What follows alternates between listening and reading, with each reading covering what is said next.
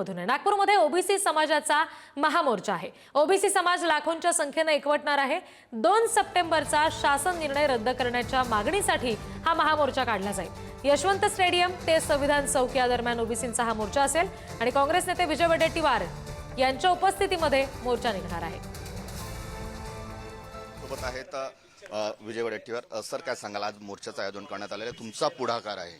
खरं तर हा मोर्चा फार मोठा मोर्चा असेल आणि हा कोणाच्या विरुद्ध नाही। सरकारने केलेलं जे काही पाऊल उचललंय टोकाचं, मराठा समाजाच्या पुढे माना झुकवून आणि कंबर झुकवून, त्यामुळे आम्ही ओबीसी बांधवातला जो आक्रोश आहे तो आक्रोश या निमित्तानं एकत्र येतो आहे। तो जे रद्द करावा ही एकमुखी मागणी आहे आणि आजचा मोर्चा हा सरकारला इशारा आहे की नहीं करोगे तो इसका मुआवजा आपको भुगतना पडेगा।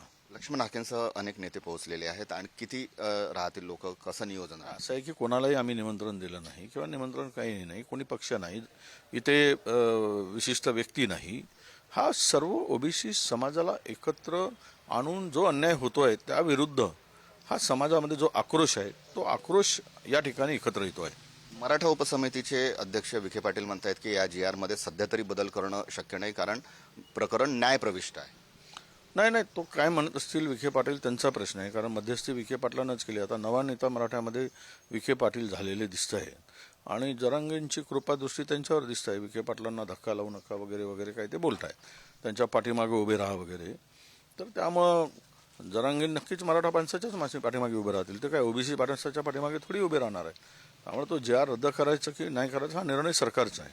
न्यायप्रविष्ट काय आहे, नाही उद्या सरकारने GR मागे घेतला की कोर्टातून आम्ही आमची याचिका मागे घेऊ। खूप खूप धन्यवाद। कॅमेरामन मंगेश हस्तकसह जितेंद्र शिंगाडे, पुढारी न्यूज, नागपूर।